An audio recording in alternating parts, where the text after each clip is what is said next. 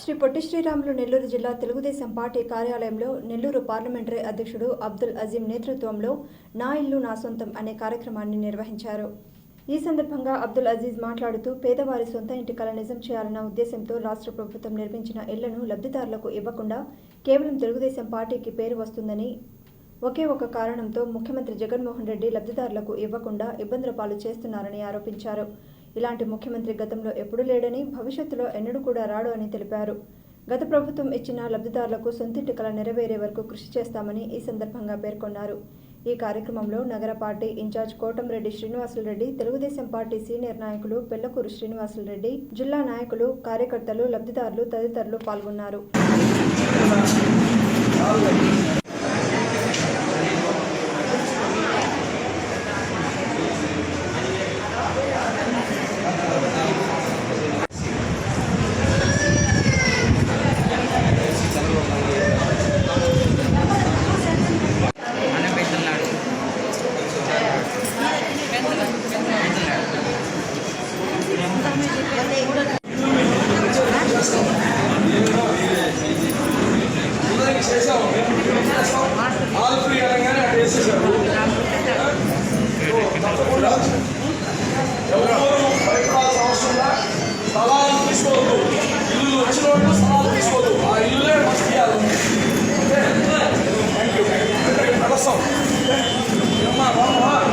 గత ప్రభుత్వంలో నారా చంద్రబాబు నాయుడు గారు ముఖ్యమంత్రి ఉన్నప్పుడు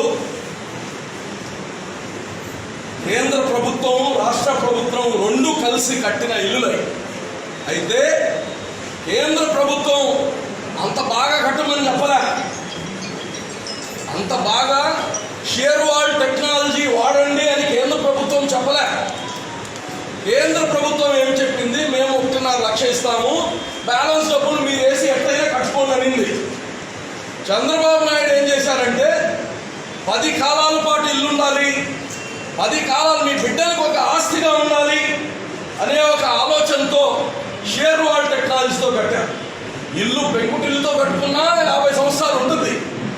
అయితే తొందరగా కట్టాలి. ఎందుకు అంత తొందరగా షేర్ వాల్ టెక్నాలజీతో కట్టారంటే కారణం ఈరోజు చూశారు మీరు. పూర్తి అయిపోయిన ఇల్లులు కానీ ఈరోజు మీ తాళాలు ఇచ్చేసిన ఇల్లులు మీకు ఇవ్వలేదు. మీరు గమనించారు. ఎందుకు షేర్ వాల్ టెక్నాలజీ ఖర్చు ఎక్కువైనా ఎందుకు కట్టారంటే ఆ ఇల్లులు తొందరగా కట్టొచ్చు, తొందరగా పూర్తయిపోతాయి, మన హయాంలోనే పూర్తి చేసి మీకు గృహప్రవేశం చేయించాలనే ఒక ఆలోచనతో షేర్ వాల్ టెక్నాలజీ కట్టారు. మనం చూసాం, ఇక్కడ ఉండే మంత్రి 24 గంటలు కేకలు పెట్టేవాడు, షేర్ వాల్ టెక్నాలజీ అంట, ప్రపంచంలో ఇంకేం టెక్నాలజీ లేనట్టు అని. మన అనిల్ ఆ ఇళ్ల పైన కేసులు కానీ పెట్టించాడు మునిగిపోతాయని చెప్పి.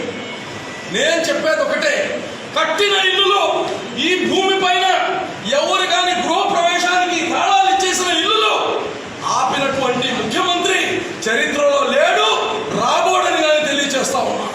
ఇంత దౌర్భాగ్యమైన ముఖ్యమంత్రి, ఇంత అన్యాయమైన ముఖ్యమంత్రి పేదలకు ఇచ్చిన ఇల్లులవి, లాటరీ సిస్టంలో ఇచ్చిన ఇల్లులవి, ట్రాన్స్పరెంట్ గా ఒక పార్టీ, ఒక మతం, ఒక కులం రెండు ఎక్కడ కానీ మనం దాని గురించి పోకుండా ఒక లాటరీ సిస్టంలో ఆ రోజు మంత్రి నారాయణ గారు మొత్తం మనం ట్రాన్స్పరెన్సీగా ఇవ్వాలి, ఇల్లు లేని వాళ్ళకి మన పార్టీ అయితే ఏమి, ఇంకో పార్టీ అయితే ఏమి, ఆ కులం అయితే ఏమి, ఈ కులం అయితే ఏమి, మనం అందరికి ఇస్తున్నాం కాబట్టి ఎక్కడ కానీ ఆ తేడాలు చూపించొద్దని చేయడం జరిగింది.